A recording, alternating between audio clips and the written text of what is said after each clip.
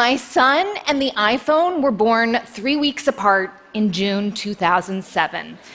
So while those early adopters were lined up outside waiting to get their hands on this amazing new gadget, I was stuck at home with my hands full of something else that was sending out constant notifications. A miserable, colicky baby who would only sleep in a moving stroller with complete silence. I literally was walking 10 to 15 miles a day, and the baby weight came off. That part was great. But man, was I bored. Before motherhood, I had been a journalist who rushed off when the Concorde crashed. I was one of the first people into Belgrade when there was a revolution in Serbia. Now, I was exhausted.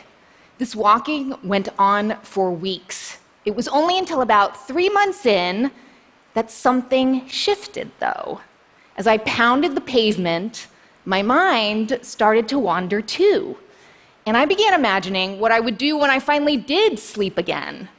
So the colic did fade, and I finally got an iPhone, and I put all of those hours of wandering into action. I created my dream job hosting a public radio show. So there was no more rushing off to war zones, but thanks to my new smartphone, I could be a mother and a journalist. I could be on the playground and on Twitter at the same time.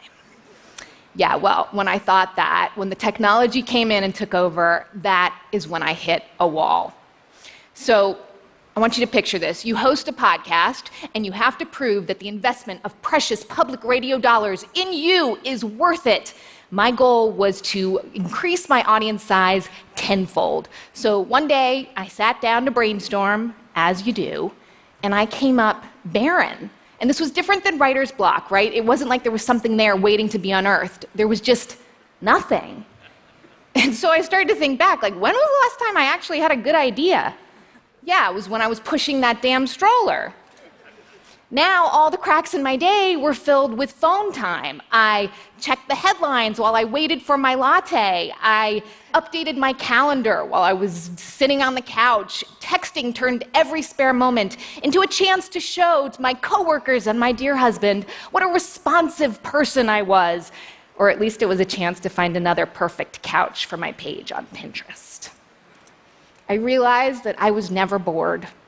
And anyway, don't only boring people get bored?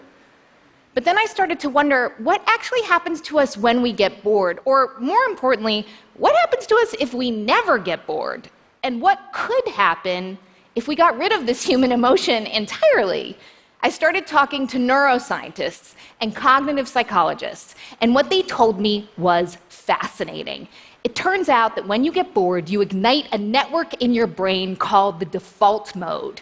So our body, it goes on autopilot while we're folding the laundry or we're walking to work, but actually that is when our brain gets really busy. Here's boredom researcher Dr. Sandy Mann. Once you start daydreaming and allow your mind to really wander, you start thinking a little bit beyond the conscious, a little bit into the subconscious, which allows sort of different connections to take place. It's really awesome, actually. Totally awesome, right?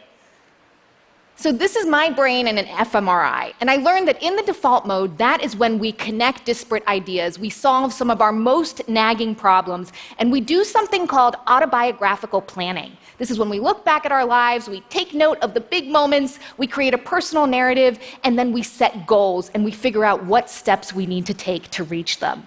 But now we chill out on the couch, also while updating a Google Doc or replying to email. We call it getting shit done. But here's what neuroscientist Dr. Daniel Levison says we're actually doing. Every time you shift your attention from one thing to another, the brain has to engage a neurochemical switch that uses up nutrients in the brain to accomplish that. So if you're attempting to multitask, doing 4 or 5 things at once, you're not actually doing 4 or 5 things at once because the brain doesn't work that way. Instead, you're rapidly shifting from one thing to the next, depleting neural resources as you go. So switch. You're using glucose. Exactly right. And we have a limited supply of that stuff. So a decade ago, we shifted our attention at work every 3 minutes. Now we do it every 45 seconds, and we do it all day long. The average person checks email 74 times a day and switches tasks on their computer 566 times a day. I discovered all this talking to Professor of Informatics, Dr. Gloria Mark. So we find that when people are stressed, they tend to shift their attention more rapidly. We also found, strangely enough, we find that the shorter amount of sleep that a person gets, the more likely they are to check Facebook. So we're in this vicious, habitual cycle. But could this cycle be broken? Like, what would happen if we broke this vicious cycle? Maybe my listeners could help me find out. What if we reclaim those cracks in our day? Could it help us jumpstart our creativity? We called the project Bored and Brilliant. And I expected, a couple hundred people to play along, but thousands of people started signing up. And they told me the reason they were doing it was because they were worried that their relationship with their phone had grown kind of codependent, shall we say. The relationship between a baby and its teddy bear, or a baby and its binky, or a baby that wants its mother's cradle when it's done with being held by a stranger. That's the relationship between me and my phone. I think of my phone like a power tool. Extremely useful, but dangerous if I'm not handling it properly. If I don't pay close attention, I'll suddenly realize that I've lost an hour of time doing something totally mindless. Okay, but to really measure any improvement, we needed data, right? Because that's what we do these days. So we partnered with some apps that would measure how much time we were spending every day on our phone. And if you're thinking it's ironic that I asked people to download another app so that they would spend less time on their phones, yeah, but you gotta meet people where they are. Okay, so before Challenge Week, we were averaging 2 hours a day on our phones and 60 pickups, like a quick check, did I get a new email? Here's what Tina, a student at Bard College, discovered about herself. So far, I've been spending between 150 and 200 minutes on my phone per day, and I've been picking up my phone 70 to 100 times per day. And it's really concerning because that's so much time that I could have spent doing something more productive, more creative, more towards myself, because when I'm on my phone, I'm not doing anything important. Okay, so like Tina, people were starting to observe their own behavior. They were getting ready for Challenge Week. And that Monday, they started to wake up to instructions in their inbox, an experiment to try. Okay, day 1, put it in your pocket. Take that phone out of your hand, see if you can eliminate the reflex to check it all day long, just for a day. And if this sounds easy, you haven't tried it. Here's listener Amanda Itzko. I am absolutely itching. I feel a little bit crazy because I have noticed that I pick up my phone when I'm just walking from one room to another, getting on the elevator, and this is the part that I am really embarrassed to actually say out loud, in the car. Yikes. Yeah, well, but as Amanda learned, this itching feeling is not actually her fault. That is exactly the behavior that the technology is built to trigger. I mean, right? Here's former Google designer Tristan Harris. If I'm Facebook or I'm Netflix or I'm Snapchat, I have literally 1,000 engineers whose job is to get more attention from you. I'm very good at this, and I don't want you to ever stop. And the CEO of Netflix recently said our biggest competitors are Facebook, YouTube, and sleep. I mean, so there's a million places to spend your attention, but there's a war going on to get it. I mean, you know the feeling, that amazing episode of Transparent ends, and then the next one starts playing, so you're like, okay, fine, I'll just stay up and watch it. Or the LinkedIn progress bar that says you are this close to having the perfect profile. So you add a little more personal information. As one UX designer told me, the only people who refer to their customers as users are drug dealers and technologists.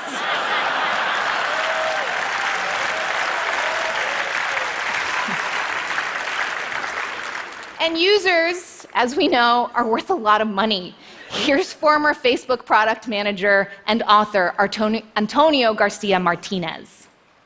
You know, the saying is, if any product is free, then you're the product, which is true. And so your attention is the product. But what is your attention worth? And that's why literally every time you load a page, not just on Facebook or any app, there's an auction being held instantly, billions of times a day, for exactly how much that one ad impression costs. Okay, by the way, the average person will spend 2 years of their life on Facebook. So back to Challenge Week. Immediately, we saw some creativity kick in. Here's New Yorker Lisa Alpert. I was bored, I guess. So I suddenly looked at the stairway that went up to the top of the station, and I thought, you know, I've just come down that stairway, but I could go back up and then come back down and get a little cardio. So I did. And then I had a little more time, so I did it again. And I did it again, and I did it 10 times. And I had a complete cardio workout. I got on that R train feeling kind of exhausted, but like, wow, that had never occurred to me. How is that possible? So creativity, I learned, means different things to different people. But everyone found day 3's challenge the hardest. It was called Delete That App. Take that app. You know the one, that one that always gets you. It sucks you in. Take it off your phone, even just for the day. I deleted the game 2 Dots and nearly cried. Yeah, 2 Dots players know what I'm talking about. But my misery had good company. This is Liam in Los Angeles, and I deleted Twitter, Facebook, Instagram, Tumblr, Snapchat, and Vine from my phone in one fell swoop. And it was kind of an embarrassingly emotional experience at first. It felt weirdly lonely to look at that lock screen with no new notifications on it, but I really like deciding for myself when to think about or access my social networks, not giving my phone the power to decide that for me. So thank you. Deleting the Twitter app was very sad, and I feel I maybe over the last year when I've been on Twitter have developed an addiction to it, and this Boredom Brilliant challenge has really made me realize it. After a brief period of really horrible withdrawal feeling like lack of caffeine headache, I now feel lovely, had a lovely dinner with my family, and I hope to continue this structured use of these powerful tools. I don't have that guilty gut feeling I'll have when I know I'm wasting time on my phone. Maybe I'll have to start giving myself little challenges and reminders like this every morning. I mean, yes, this was progress. I could not wait to see what the numbers said at the end of that week. But when the data came in, it turned out that we had cut down, on average, just 6 minutes. From 120 minutes a day on our phones to 114. Yeah, whoop-de-doo. So I went back to the scientists, feeling kind of low, and they just laughed at me, and they said, you know, changing people's behavior in such a short time period was ridiculously ambitious, and actually what you've achieved is far beyond what we thought possible. Because more important than the numbers were the people's stories. They felt empowered. Their phones had been transformed from taskmasters back into tools. And actually, I found what the young people said most intriguing. Some of them told me that they didn't recognize some of the emotions that they felt during Challenge Week. Because if you think about it, if you have never known life without connectivity, you may never have experienced boredom. And there could be consequences. Researchers at USC have found they're studying teenagers who are on social media while they're talking to their friends or they're doing homework. And 2 years down the road, they are less creative and imaginative about their own personal futures and about solving societal problems like violence in their neighborhoods. And we really need this next generation to be able to focus on some big problems: climate change, economic disparity, massive cultural differences. No wonder CEOs in an IBM survey identified creativity as the #1 leadership competency. Okay, here's the good news, though. In the end, 20,000 people did Boredom Brilliant that week. 90% cut down on their minutes, 70% got more time to think. People told me that they slept better, they felt happier. My favorite note was from a guy who said he felt like he was waking up from a mental hibernation. Some personal data and some neuroscience gave us permission to be offline a little bit more. And a little bit of boredom gave us some clarity and helped some of us set some goals. I mean, maybe constant connectivity won't be cool in a couple of years. But meanwhile, teaching people, especially kids, how to use technology to improve their lives and to self-regulate needs to be part of digital literacy. So the next time you go to check your phone, remember that if you don't decide how you're going to use the technology, the platforms will decide for you. And ask yourself, what am I really looking for? Because if it's to check email, that's fine, do it and be done. But if it's to distract yourself from doing the hard work that comes with deeper thinking, take a break, stare out the window, and know that by doing nothing, you are actually being your most productive and creative self. It might feel weird and uncomfortable at first, but boredom truly can lead to brilliance. Thank you.